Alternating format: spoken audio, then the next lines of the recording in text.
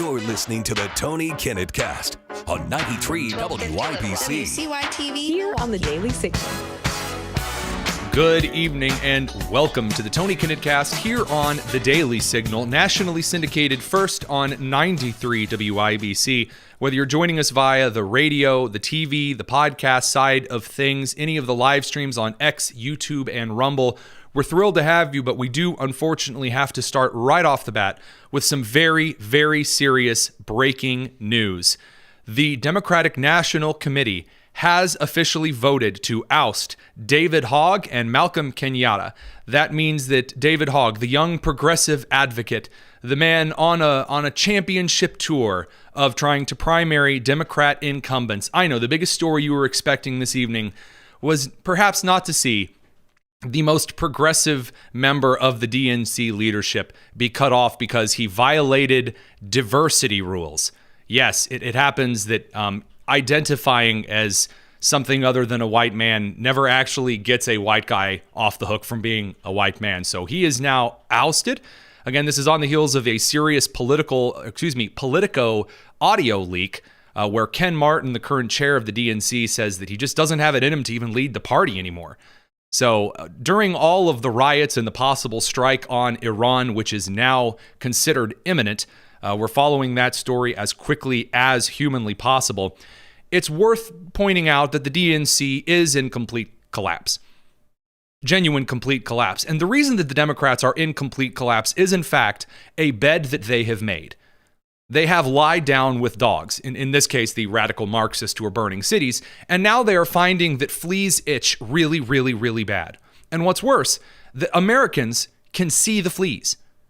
Have you ever seen something so flea-ridden that even though fleas are very small, you actually see the pig pen-like cloud of fleas on the other animal?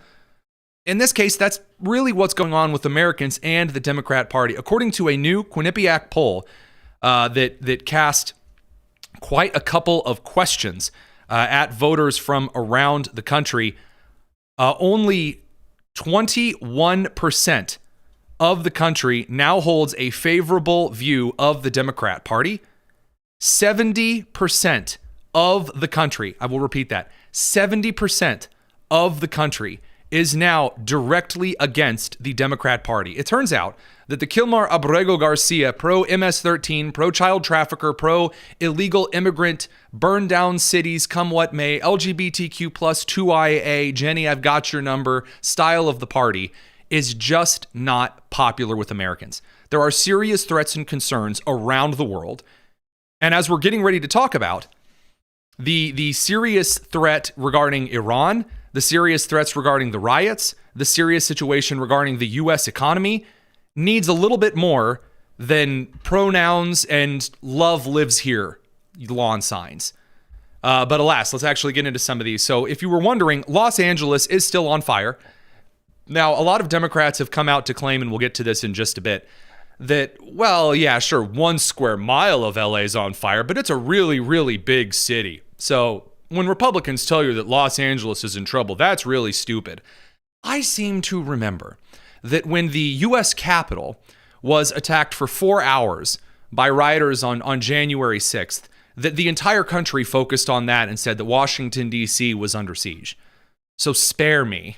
Also, I happen to know that if you have a hole in your roof, your attention is where the hole in your roof is, not the rest of your roof. I've yet to find anyone outside of an old fiddlin' song who had holes in their roof that were not concerned with the holes. So, of course, this hasn't stopped people over on CNN from claiming that actually Los Angeles, that most of it's totally fine. But I know our time. I know you live in LA. I literally left Los Angeles Sunday night. What is happening in Los Angeles and the way it is being depicted is not accurate. We're talking about a square mile out of a 500 square mile city. Most people are not experiencing it the way we are showing it on television. And most people aren't experiencing it. Ah, yes. That makes total sense. Hey, look, I know that one of my kidneys is extremely diseased, but my other kidney's doing totally fine. In fact, my toes have never felt better. So I don't even need to worry about, the kidney disease, because think about how so many people aren't even experiencing, burning flags and attempted murder and looting. I think we have to be very careful because there are not riots in the street. There are some bad actors, and they need to be held accountable. But we have to be careful with the language you use, because if we say riots, we cause unnecessary fear, and the real fear is when military people start flooding our streets unnecessarily. Oh, that's the fear. Tell me, how many buildings and businesses have the National Guard looted? How many U.S. Marines have set vehicles on fire? How many of the LAPD have set off pipe bombs? I haven't found any cases of the National Guard, the LAPD, Border Patrol, or the Marines throwing rocks, concrete chunks at people's heads. No, that only happens to go one way in Los Angeles. That hasn't stopped, for example, the mayor of Ventura, because this is going to be good, from claiming that he's going to get out there and fight, and it's like the end of the world as we know it. Might as well be an REM song. I'm Doug Halter, Deputy Mayor of the City of Ventura. Can we have a Democrat mayor that doesn't look like Tim Walz? My God. Sorry, just off the front of the bat. Imagine Tim Walz, slightly tanner. That's this goober. I have no idea who he is. Doesn't matter who he is. Every white Democrat mayor looks like a guy that just got kicked out of a lawn mowing club, finding out that he actually doesn't even have a lawn. Like, that's what every Democrat mayor in the country looks like, talks like, acts like. Like someone that you're embarrassed to invite over for Thanksgiving dinner. Sorry, the mayor of Ventura. And this is absolutely unconscionable, what's going on. I had never thought in my life that I would be seeing this sort of disruption and this sort of terrorism attack on our citizens. Terrorism attack on the citizens. Yes, stopping people from burning cars. What a terrorist attack. Incredible. Incredible stuff. By the way, this is happening all around the country. New York, Chicago, Seattle, Atlanta. He's getting it. He's getting it. Film it. Holy film it. He's got a cone on it. He just threw one. They just threw one. This is well. This is a cone. Philadelphia.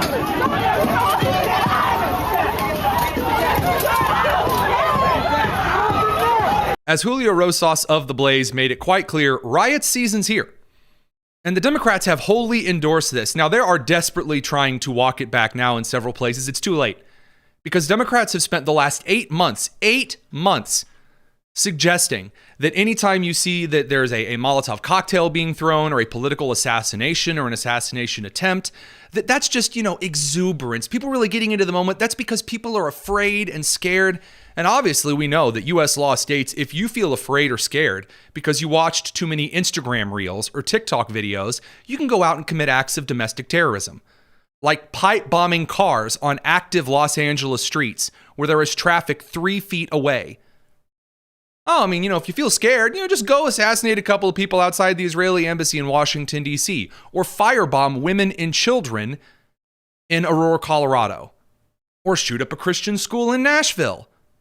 After all, if you feel scared enough, Karine Jean-Pierre says it's really, it's the Islamophobia that's the problem. It's the Trump that's the problem. It's the transphobia that's the issue. And that is exactly why the Democrat Party has come to this entire issue, by the way, which Americans are extremely in favor of the National Guard being brought into Los Angeles. That is why the Democrats have instead decided to set the entire party ablaze, and that is going to be a lot more difficult of a fire to put out than the ones in Los Angeles, New York, Chicago, Seattle, Atlanta, Philly, ad nauseum. Senator Schumer, the Senate Minority Leader, he won't even answer any questions at all because it's such a blatant embarrassment to him and the party. Senator, what do Democrats mean when they say that the LA protests are peaceful? Senator, what do Democrats mean when they say the LA protests are peaceful? Yeah, so much for the love of the press there. Jeffries is just going on a rallying cry to try to rally up all the Democrat governors as though Gretchen Whitmer and Jared Polis of Colorado, who can't even keep terror attacks out of his own state, supposedly they're going to put up a brave front or whatever. Do you have any advice for Dem governors ahead of the sanctuary cities hearing tomorrow?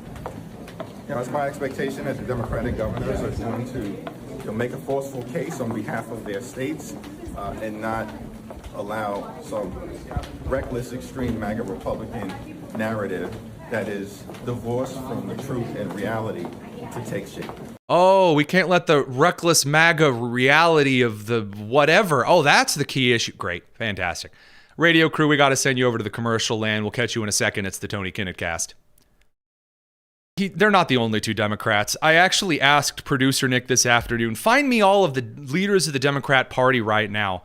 And I couldn't really give him a lot of names because there aren't a lot of leaders in the Democrat Party right now, which has created an opportunity for the worst, dumbest, most asinine members of political life to emerge forward out of their coffins to release terrible opinions. One, two, You see the coffin and the vampire, the count joke. See, segue once in a while here is not too bad. Brandon Johnson of Chicago, whose approval ratings are so low, they're used as excavation equipment in South America. He has decided to say that the ICE raids and the subsequent riots are what would have happened if the Confederacy won the Civil War. I'm not joking. Here's Brandon Johnson. They are absolutely terrified. And that's, look, I remember a few stand-ups ago when I talked about what terrorism looks like. This is it. There should be no question to what our country would look like had the Confederacy won. We're seeing it on full display. Yeah, remember how the Confederacy was like, yeah, we got to get rid of these illegal immigrants from Central and South America. In fact, the Confederate States, the very short time that they were in power, were actively trying to barter part of their land to Mexico in order to gain resources to fight the Union. But again, that kind of historical knowledge requires someone to be literate, and we all know that Brandon Johnson struggles with basic phonics, or at least the Chicago public school system certainly does. That brings us over to a couple of very pertinent, passionate statements from some of the various senators and representatives over in the party about the riots, of course. About everything else, we'll get to the Scott Bessent tussle with two angry Democrat representatives here in just a couple of minutes. Adam Schiff tweeted, California's farm workers are the backbone of our economy. They work through grueling conditions, rain and shine, heat and cold, even a pandemic to feed the nation. Targeting these workers is just wrong and meant to stoke fear, not improve public safety. If you're the senator of a state and you openly admit that you're taking advantage of slave labor, like through grueling conditions that you don't work to improve, I don't think that's the dunk that you think it is, buddy. Also suggesting that you can't do anything because they're out there picking the cotton ain't the argument you think it is, Schiff.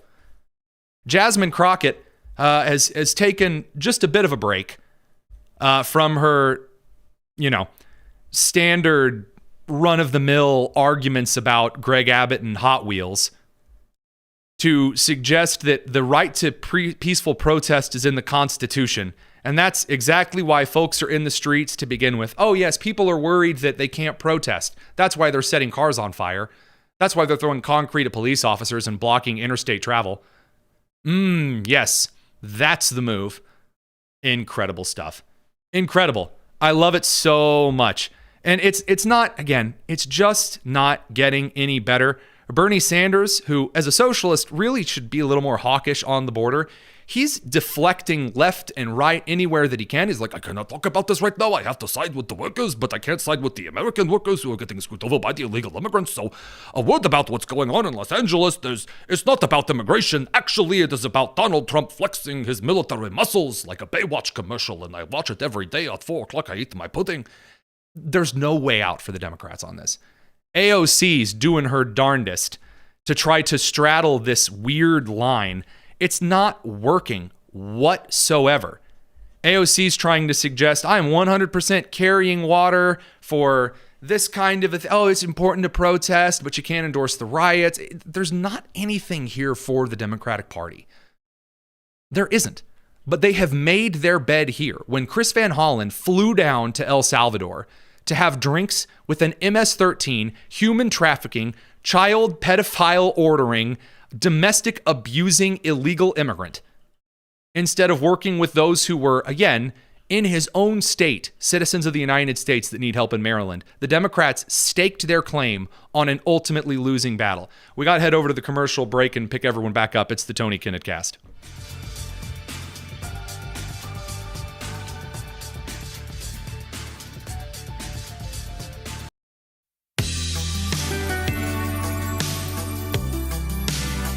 This is the Tony Kinnett Cast on 93 WIBC. All right, let's give you guys a quick breaking update or three about the Iranian situation. So producer Nick implores me to share this data with you. Go ahead and look up the Poly Market rankings for me here. Again, I'll let you update the numbers because people are betting with their money. He says they're putting their money where their mouth is, that people believe that Israel is going to complete a military action against Iran before July. Do you have those numbers for us just yet? It is 48%. It's skyrocketed from a couple of days ago, somewhere between 15 and 20%. Now, I don't really care for Poly Market. I think that people betting on things would be a lot more reliable if the most favored horse always won the Kentucky Derby. But alas, producer Nick asked, he does so much great work for the show, we included that particular number. So, upon leaving the White House this evening, President Trump was asked by the press why dependents of U.S. military personnel are being authorized to leave the Middle East, to which President Trump responded, "You'll have to see, thank you." And I read that quote out loud because, as you can hear, it's not exactly the cleanest audio.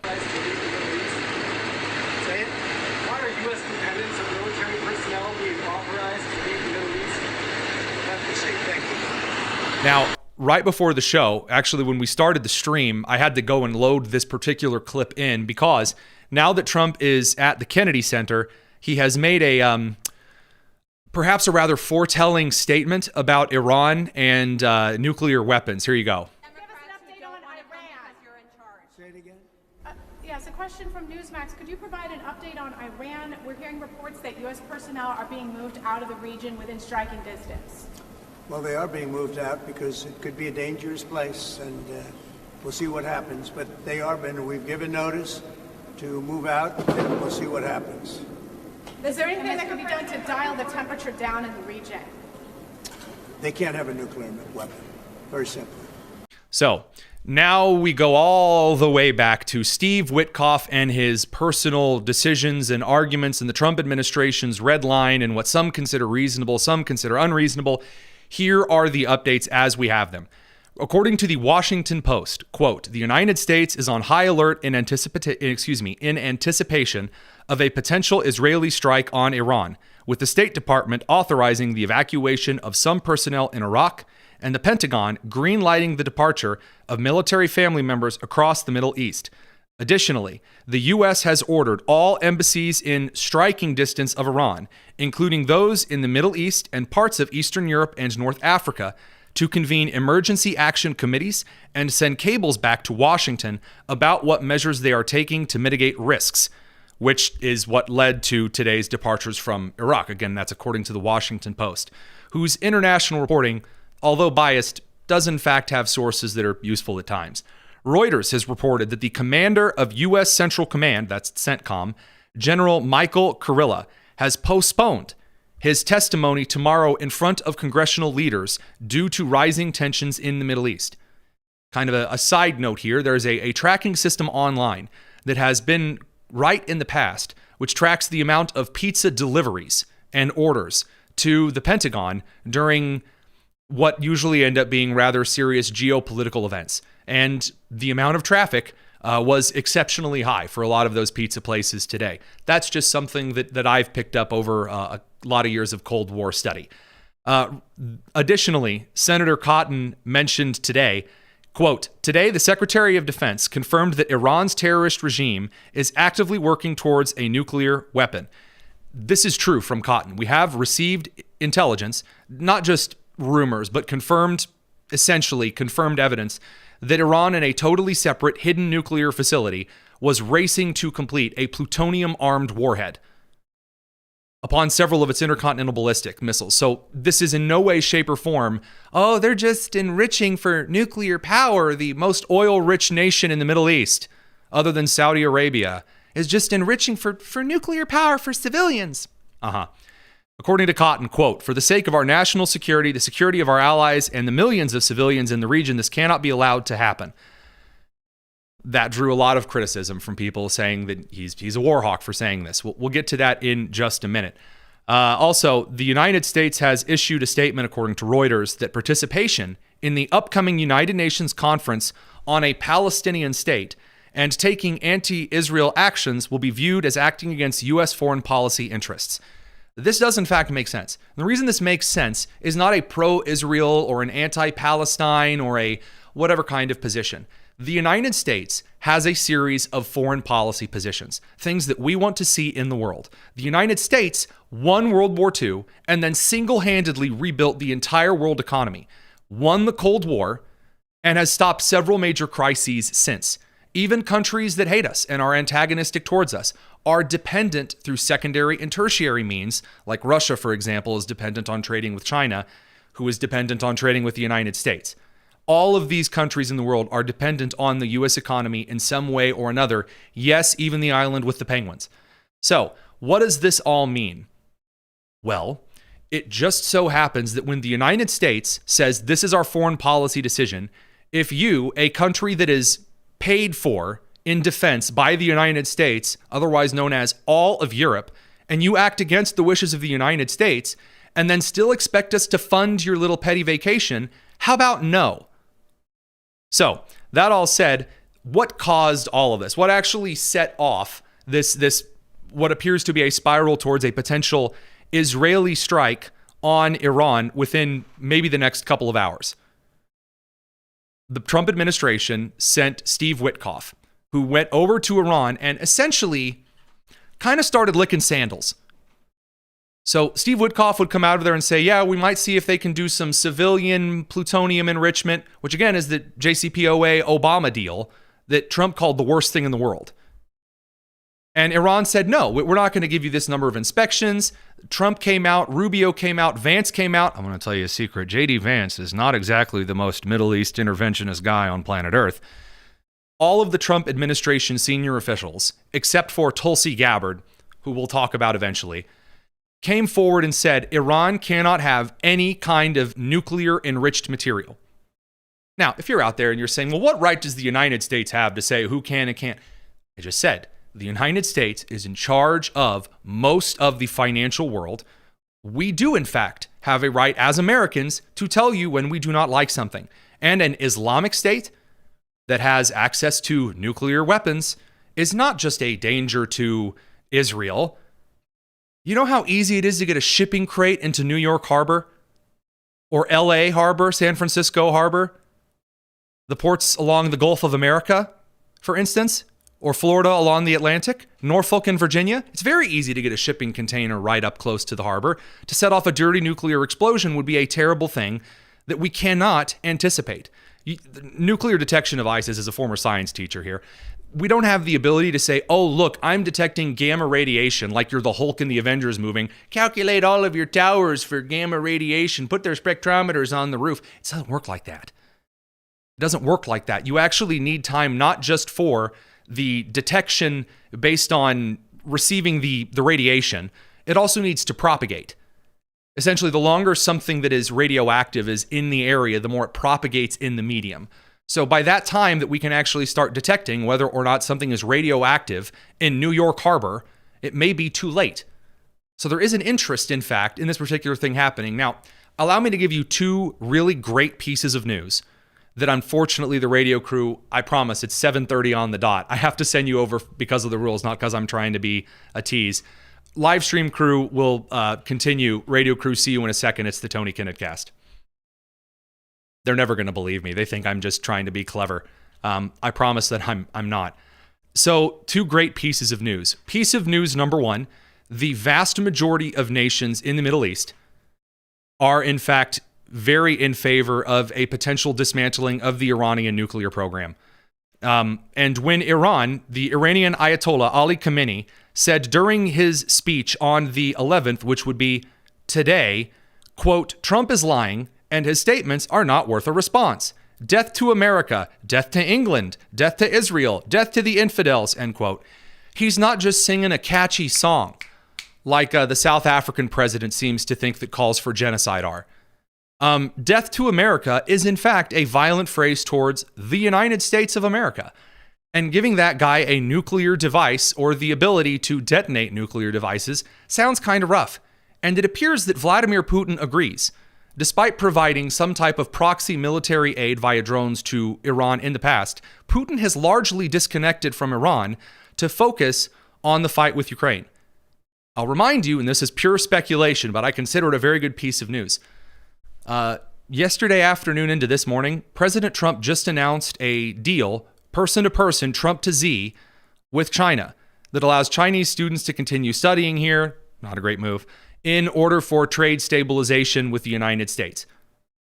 Now, if you think that given the current situation and the way that Pete Hegseth, J.D. Vance, and Marco Rubio are all over this like flies on honey, if you don't think that the president of the United States brought up Iran with Z at all, the last ally that Iran has, I don't know what to tell you.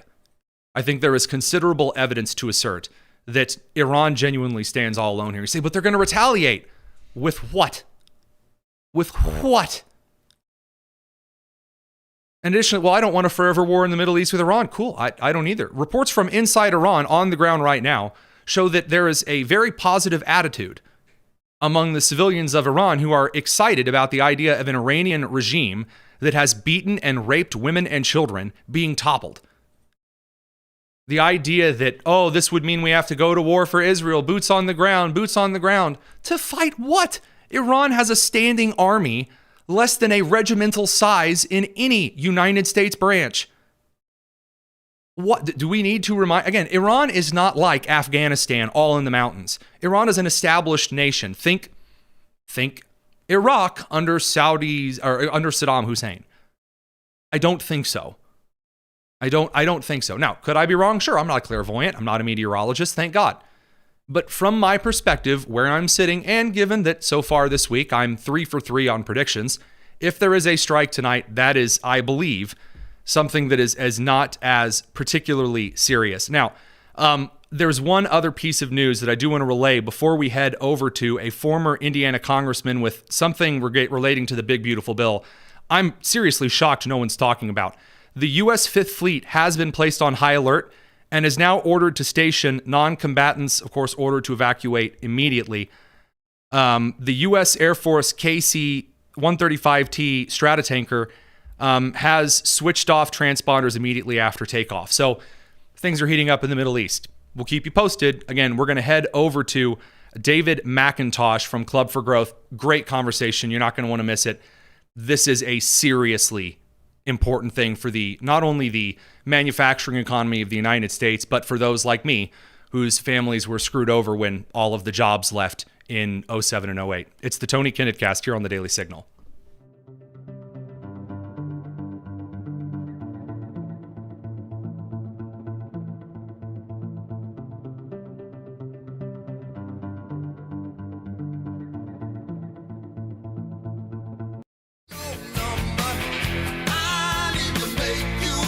The Tony Kinnett Cast on 93 WIBC. You've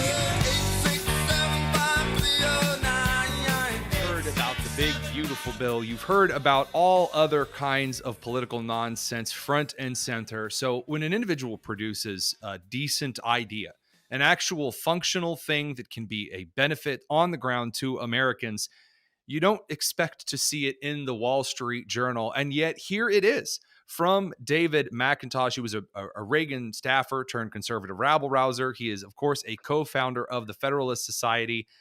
The man is, in fact, a powerhouse when it comes to decent economic ideas. We're going to talk about a few of them. David, thanks for joining us. Great to be with you, Tony. Thank you. So, again, I'm used to opening up a Wall Street Journal opinion page and seeing a couple of good articles here and there. But when people start bringing line item details that I can understand. I'm not some major business owner, all right? I'm a broadcaster out of Indiana. But when I see good proposals that provide on-the-ground stuff here, again, like specific line items that perhaps the 2017 Tax Cuts and Jobs Act almost achieved, I'm looking at, what is this, hope in something Congress could write for the first time? Break this down for us. Yeah.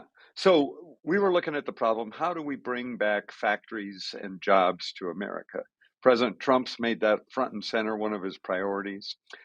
There's a provision in the big, beautiful bill that says if a company builds a new factory, buys a new machine, we're going to allow you to immediately deduct all of that cost from your taxes. Immediate expensing is what they call it. The House put that bill in provision in the big, beautiful bill, but they phased it out after 3 or 4 years. And President Trump wants it in there. Secretary Bessent at Treasury wants it in there because they know this will grow the economy. The Tax Foundation says it's about 1% bigger economy when we do this. This one provision. I am so tired of the quibbling and the squabbling over this conversation over how are we going to lure businesses back over here? You know, what about all of these top-down approaches? The common consensus among the right, from your average economists all the way to your small factory operators, from your pundit class to your practical class, the blue collar and the white collar on the right, they understand deregulation and lowering taxes creates an incentive. If you're going to move GM back into the United States from Mexico, you've got to let them build the factory. You have to make it worth the while. How is this not already, I mean, a 4-year phase out's one thing. How is this not front and center in the bill? Really? No, exactly. And so what we're working on now is getting the Senate to do the right thing and make it permanent, because that's when the Tax Foundation says these factories will come back, we'll have the jobs, the economy will grow by 1%, just in that one provision. Club for Growth's foundation has been studying this for over a year. We got the economists to come in. We've been working with the tax writers up on the Hill, and we're saying, yes, big, beautiful bill. We need it. We need to make sure we extend the Trump tax cuts. But the one thing you can do that'll really supercharge this for bringing factories back here is this immediate expensing for buildings, for capital investments like a machine that the workers use to build the products. Let them take 100% expensing on that, tax deduction on that. And you're right, you couple that with deregulation, what Lee Zeldin's doing at EPA, speeding up the permitting process, that will supercharge it and let us have the president's vision of building back an industrial base here in America. And this is one of the key things that I think appeals to a lot of people from the Midwest. And again, you know this, you served as a representative from the 2nd Indiana district. Is that right? The 2nd? That's right. Right. You're it in got renumbered to the 6th, but it's Richmond, Anderson, Muncie. Well, you know I'm doing the show out of Greenfield. I don't know if you knew that. Yes, I didn't know that, but that's awesome. Say hi to my Hoosier buddies. Yeah, absolutely. So though the show is national and though the Daily Signal is all over the country, I have a lot of passion towards Anderson and towards Muncie and Newcastle, who lost Chrysler, Anderson, who lost Delco Remy, Muncie, who lost the bevy of businesses and manufacturing that it has. Eastern Central Indiana, for the rest of our listeners, like a lot of Rust Belt states, had a lot of businesses that left because prices got more expensive. They saw a plan to exploit cheap labor in other countries. Now we want to bring that manufacturing home. The problem is that it's really, really, really expensive to do so. Not just on the paying your labor side, but have you guys seen the OSHA requirements? You got to build factories that meet all of these requirements, some good, some bad, but that's expensive.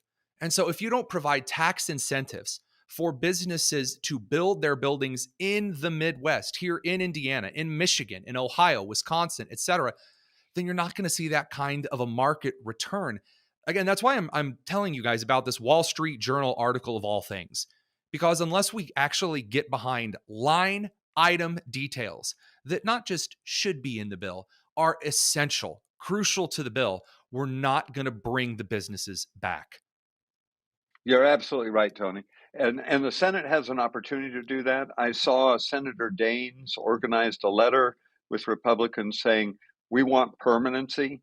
No more of this. We'll put it on for 3 years and then take it off, make you hire lobbyists to get it back on. He's spot on. Senator Daines is really great because he comes out of the business community before he was in politics. He knows how to incentivize these corporate guys to bring the work, do the manufacturing here in the United States. And this is, again, a common sense kind of a policy that doesn't have to be a kind of you know, that there's a bit of a disdain for the kind of lobbying and one-off breaks that are very ethereal to the American people, but writing off purchases for factories built in the United States isn't one of them, right? I'm not going to look at a local business or a local factory that's employing people and saying, you are putting this machine here that is a good quality machine. You're not cutting corners. You're not going to have to pay a huge tax on it. So you have to maybe put one in that's less safe for the workers. It's easier to use. It's got better longevity. That makes sense. Again, it's not just benefiting some ethereal big corporate interest. It's directly benefiting those in the Midwest who are doing the work, who are going to benefit from the economic growth. And again, the taxes will eventually be paid back into the system by the factories operating here, creating more employment and therefore more generated revenue. You're absolutely right. That 1% growth in our economy, which is, it sounds so small. That's huge. Sorry, I didn't mean to cut you off. I'm happy. Our growth rate is like 3%. So it's huge, like you pointed out. And that generates more tax revenue. As you know, Ronald Reagan knew this. He talked about it. We're going to make, and John F. Kennedy mentioned, all boats rise on a rising tide. That's right. You grow the economy, you make it bigger, and the governor gets to get things done in Indiana. Federal government gets more tax revenue, and people earn higher salaries. Growing the economy is the recipe for making America really great all over again. And I think that this is one of the reasons why I'm impressed that though you had kind of a low shelf issue here, right? You actually had an opportunity to say, all right, tax cuts for industry development in the country, the actual functional building of the factories, the importing of the machinery, the creation, the maintenance right at the outset, that makes sense. Then to take Club for Growth and say, not good enough. We're going to run it through the mill for a year. We're going to look at every angle of this. We're going to show the expected growth. We're going to show the expected risks, as though tax cuts are a risk.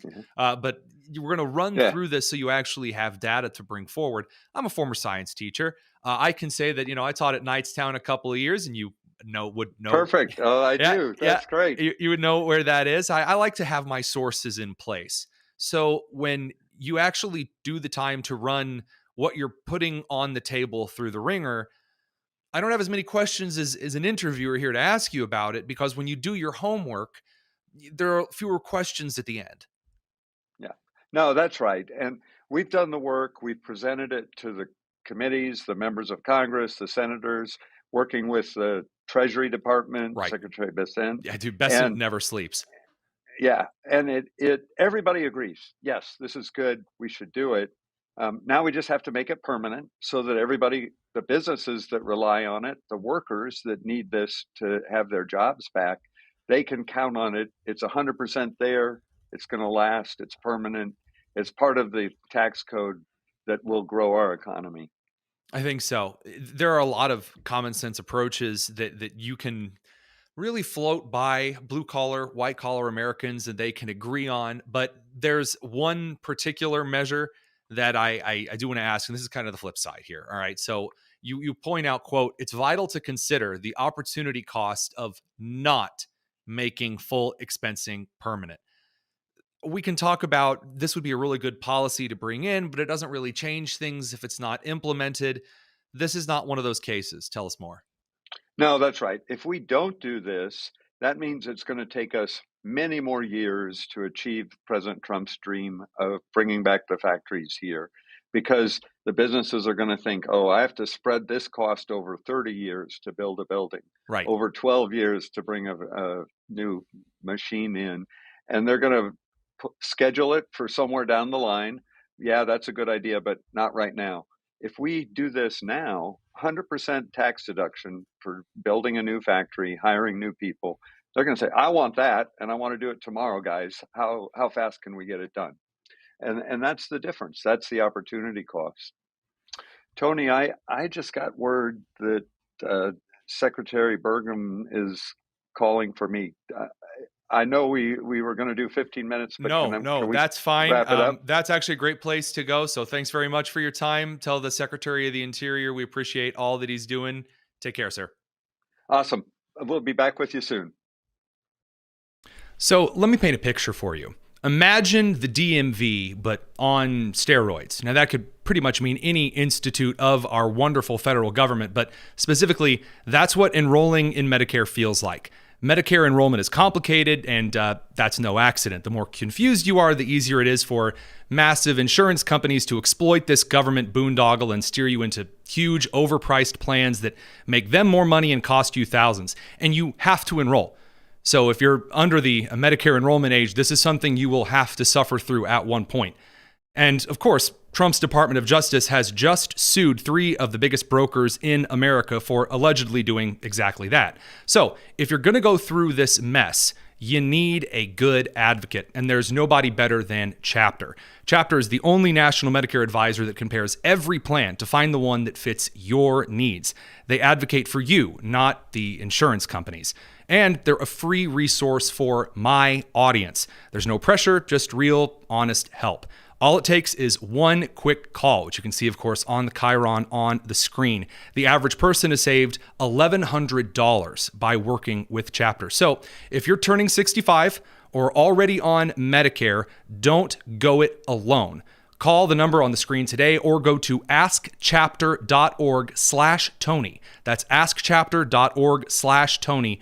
You'll be glad that you did. We're going to head over to the commercial break, pick everyone back up, and be right back in for the influencers. It's the Tony Kinnett Cast.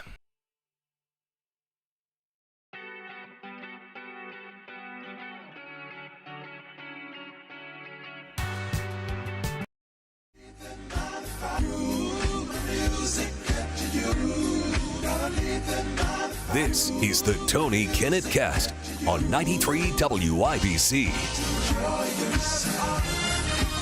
So, the Democrats are setting themselves on fire consistently. They're really deep down in the dark depths of the ocean on approval. Not looking good on a number of things for that party. So, of course, we have to take a look at why. Why is the Democrats staking everything they have? Schumer and Pelosi are supposed to be smarter than this. At least more conniving and sneaky. Why are they falling for this nonsense? Even Barack Obama can, let me be clear, we're going to avoid the deepest pitfalls here in this country. I mean, there's got to be at least a few people other than John Fetterman out of Pennsylvania to say maybe this isn't the best take. They can't do it. Why? Because their last key demographic, they have lost their tight grip on the different communities of Black Americans. They've lost their grip on the different Hispanic communities. They've lost their grip on union workers, the 90s labor crew from the Rust Belt. So if the Democrats don't have their classic groups that they can rely on, who do they have left? Who's the only Democrat group remaining in this country that consistently comes out for Democrats? Liberal white women. Liberal white women are reliable on one thing and one thing only, getting offended on someone else's behalf. And this Los Angeles thing, again, you have the footage, I have the footage. You've seen people of every different shape, size, and color getting their businesses looted, their life's work destroyed, concrete thrown at the heads of white officers, Black officers, Hispanic officers, Asian officers, doesn't matter. And yet, persistently, the white women pick up their phones and they drop the shirt down to expose a little more cleavage, and then they are ready to hit you with their takes.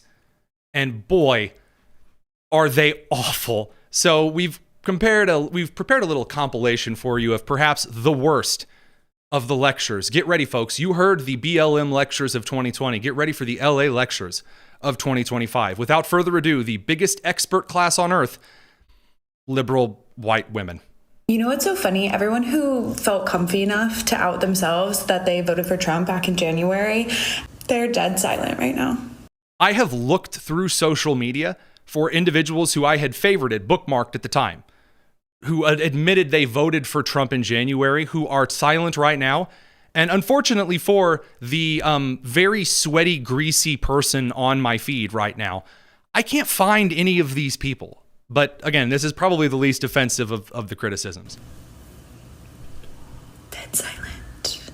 Apprehending them and taking them away from their families and their jobs and the lives they've built here doesn't bother you, then you're a bad person.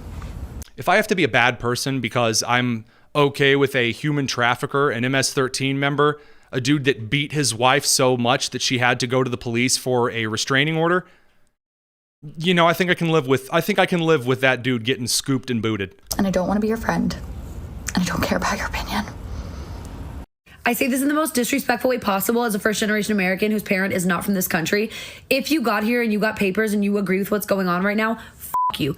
If you came here in line and you're upset there are people cutting here in line, that's like you're mad because people who went through the arduous, annoying process of immigrating to this country, which does need to be reformed, they got through it and now they're mad someone cuts in line. That's your big upset point. Amazing. Now, by the way, if you're listening to this, you don't get to see the same joyous individuals that the rest of us do. They're doing the sitting Indian style, or sitting crisscross applesauce, and looking down the really long noses that a lot of them seem to have. I don't mean like noses that stick out. I mean like the nose starts right above the lips and goes halfway up the forehead. I'm wondering if Sargento hires them in the summertime to cut cheese. It's incredible. Incredible. I mean, again, just a little bit of a mention here that the upper class, wealthy white women coming to lecture us all on immigration will never not be funny. You are a resident of Los Angeles, California, and you have a large platform on this app on the internet. And you have decided, you have made the conscious choice to not speak out against the ICE raids that are taking place in this city right now. Unnecessary silence. That Los Angeles is feeling in this moment. If you're not sticking your head out for your own community, the city of Los Angeles in which you live, that you benefit so much from, if you can't do that, you do not deserve your platform, and maybe you should fucking move. I also love the kind of double standard here, that on one hand you have Democrats going on national media and saying it's only like 1 square mile of Los Angeles. It's just this teeny tiny part. Everything else, like LA, again, sorry, just as an aside, here we have Jimmy Kimmel getting in front of the country and saying it's only a tiny part of LA. You know what? You see here we have a full house tonight, as we always do here at our studio in Hollywood, which might be surprising for those of you in other parts of the country who've been watching cable news and believe this city is some kind of totalitarian hellscape right now. It most certainly is not. In fact, let's take a look. What's so funny? Everyone who felt comfy enough to cannot have it both ways. You just can't. You cannot simultaneously argue that LA is currently going under this psychological horrible moment and, oh, this is terrible, and then get in front of the country and say, actually, most of it's fine and it's not happening. You have to pick one. You can't have it both ways. Fucking move. I don't know who needs to hear this, but being undocumented isn't a crime. It is, in fact, a crime. You're just racist. See you in hell. Mwah. By the way, the group in this country who is the most against illegal immigrants, according to demographic data, are first-generation Hispanic immigrants. Again, the highest disapproval and the largest swing in voter demographics are first-generation Hispanic immigrants for despising illegal immigration. I think it's important to remember that you don't have to record a video from the inside of your hoodie. Sorry, continue. That though what Trump is doing in LA is absolutely deranged and incredibly f***ed up, it is an act of desperation. The people behind all this, though it may seem very calculated, are not smart. California. But I'm smart because I'm recording a video from the inside of my hoodie at an angle that you would see a junior hire that can't do math. And then we have by Harry Potter up next. Does not really belong to the United States. It belongs to Mexico. It does not belong to Mexico. And also, I thought colonialism was bad, and Christopher Columbus was bad, and the Spanish Empire was bad, run by Spain in Europe by white people. And we stole it from them in 1850. We did not steal it from them in 1850. We signed the Treaty of Guadalupe Hidalgo, which allowed the United States, in exchange for beating Mexico at war which they started, that we would get those lands. The other lands we got from Mexico, we purchased. Do you know who has the records of that? The Congress of Mexico, and probably the Sinaloa cartel, who, is actually running Mexico. People would not have to be protesting if what was going on in this country By the way, that's not a radio filter. She just has her thumb over the microphone and she's giving it a deep tissue massage.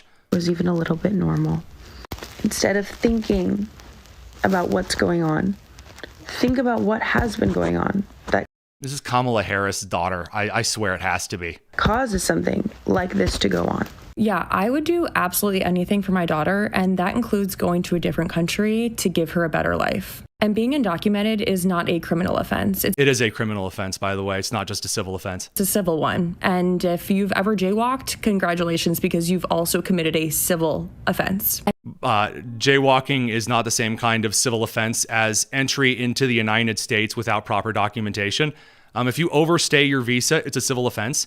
But if you avoid border authorities and stay in the United States past your visa expiration, like, the Aurora, Colorado firebombing terrorist, or you try to live in Los Angeles and illegally participate in the United States economy without, paying taxes, the way that the rest of the Americans do have social security numbers because they've been here, that's a criminal offense. We've gone over this. Your inability to read is not my problem. So, radio crew, we'll see you guys soon. Take care. This is the Tony Kinnett Cast here on the Daily Signal, nationally syndicated first on 93 WIBC. All right, we'll let her continue now that the radio crew is sent off to La La Land. And you're so worried about criminals being in this country, yet you voted for one to run it. This is one of those moments where silence feels really fucking loud, because what do you mean you're not absolutely horrified by what's happening right now? If you are not absolutely horrified by what's going on right now, your delusion. I've seen videos of children being separated from their families and families being pulled apart and people crying doesn't elicit any amount of empathy from you. I'm so sorry, but you might be the problem. Empathy and kindness are some of the most powerful things that we have. Everyone you see on here is a person with a story just like you. I could never and will never be friends with a Trump supporter. And I Okay, thanks. hate when people act like that statement is like a crazy thing to say. Personally, I like to share similar morals and values with the people I surround myself with. By the way, I just want to make this point that I cannot help but notice. Again, I'm not much of a, hey, just noticing kind of a guy, but in this case, I can't help it. I got this blazer is from a pastor in Greenfield who no longer wore this particular blazer. This shirt that I got is from the Goodwill, actually, here in Greenfield as well. Now, that doesn't make me virtuous because I got clothes secondhand. I just personally don't usually spend a lot of money on clothing. Every single one of these influencers that are lecturing us about the less fortunate are wearing brand new Vineyard Vines and fancy little cashmere sweaters and their little sporty $800 this and that. So again, I actually get out in my community and participate because I love my community. And the same thing, we give to certain aspects in church ministry, for example, because there are missions that our church is involved in that we believe in. I'm not out here bragging about that because, again, that's not the point of doing it. But if you're out here in like really ritzy fancy stuff, you're like Katy Perry trying to make a big political point about the less fortunate, I don't think that's working for you. And at this point, it's always been like this, honestly. It's not even political, it's a human rights issue. Influencer and content creators, if you can't even reshare something, we see you. Speak the up. You should not deserve a platform if you can't even reshare.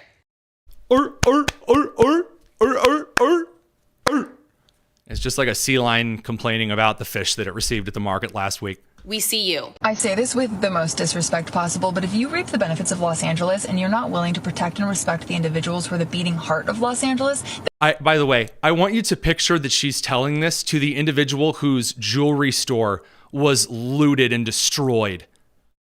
So just for a moment, again, a brief moment in time, I want you to picture that her huge lecture, if you live in Los Angeles and you take advantage of all of the services Los Angeles has to provide, like this jewelry store that was broken into and completely destroyed, 25 years completely gone. Oh, those aren't white people. Oh, wait a minute. Oh, Hispanic people who owned a jewelry store and were destroyed, in favor of illegal immigrants or whatever. this is who she's apparently talking to. And leave this city, because there are plenty of other states and plenty of other cities that will take you and your inhumane worldview, but it's not here. Oh, it's not here. I'm recording a video at this angle so you find me impressive and you can see as much of my SUV as possible because I'm virtuous. I'm amazed. I love it so much. And by the way, the longer this goes on, the more the American people will find an increasing sense of disdain for these fools. Up to and including, by the way, white liberals in New York City impeding a black mother trying to get her children to school and trying to work. So she's trying to go to work so she can feed her kids. And two white liberals who look exactly what you think they look like. The guy looks like he had a vasectomy at age 14. And the girl appears to own stake in Subaru Outbacks. And possibly the weird hiker's shoes with toes in them. Again, they are going to lecture a black mother just trying to work so she can feed her kids on why they're not going to move out of the way. They're blocking traffic for this protest riot, because it's a riot when you actually impede travel and commit crimes. Here you go. Okay, so if you can imagine the lamest person who listens to Mumford & Sons. I like Mumford & Sons, by the way, but this is the worst person you can be. This man probably started writing the word hemp at age 8, and she, well, God bless her. People are having their children taken and their parents. What about my kids? I'm taking their dogs. Look at this. That's what happens to my kids. Observe the mother. Observe the mother who looks like just any mother in the United States, just trying to get out there and work. There's nothing special. There doesn't have to be anything special. Because in this country for the last 10 years, the normal individuals who are just out trying to work for their families, are just out trying to put food on the table, those people have been stepped on and spit on by those who look like they walked out of a Tumblr post in 2014. But you can if you could just move out the way. We're not going to. How is this a peaceful protest if there's nothing to do? So she says, how is this a peaceful protest if you're blocking people from going to work and living their lives? And the angry, weird old lady, who definitely doesn't smell like a really stinky leather shoe, then points her 815 ring fingered hand at the ground and goes, "This is peace. This is peace." Ah, yes. This is peace. Fantastic. How do you as white people feel about stopping a black woman from going to work? Oh, no. So how do you feel as white people stalking a black woman for going to work? And the guy who is definitely not a socialist or Marxist says, "Oh no, work." Oh, not work. I care so much. So you don't care about stopping black people from going to work? Look at this line that you guys are causing. I'm not causing no problems. I'm not trying to. We're just trying to leave. So they feel very justified because they're going to yell at some ICE agents who are upholding federal law so that people cannot go to work and goes, "Oh no, work. My daddy in Connecticut's paying for me. Sorry about your kids." I'm sorry. I just simply do not care when these are the individuals, the weird hippie dude and the strange woman he's with, suggesting all kinds of nonsense as to, oh, they feel scared and terrified by all of this, but the woman that's trying to get food on the table to her kids, she doesn't matter. Spare me. I just don't care. A couple of quick particular points before we finish out the show. There is movement over in the Middle East. There's escalatory threats being given by the heads of various militias in Iraq and Iran. I'm not going to read those over on the air just because it's a little speculative. Not a lot of this has been nailed down or verified at this point. If Iran is struck by a force, period, if there is a strike that we can confirm, we will go live again. But that said, as much as I would love to, ramble at you guys for a hot second here longer, I think we're going to end it there, 5 minutes into Bonus Tonus. So before you leave, subscribe to the Daily Signal. We don't have the fancy little animation and the wacky sound effects to tell you to hit the bell so that you get notifications if we do go live again because shenanigans are afoot. But when we do, you will be aware of it. And we'll go back live. We'll cover this, give you as much detail as possible, perhaps bring on some foreign policy experts to weigh in as well. So from all of us over here at the Daily Signal, this is the Tony Kinnett Cast here on the Daily Signal and 93 WIBC across the syndication network. Take care, have a great evening, and hopefully we'll see you tomorrow as opposed to later this evening.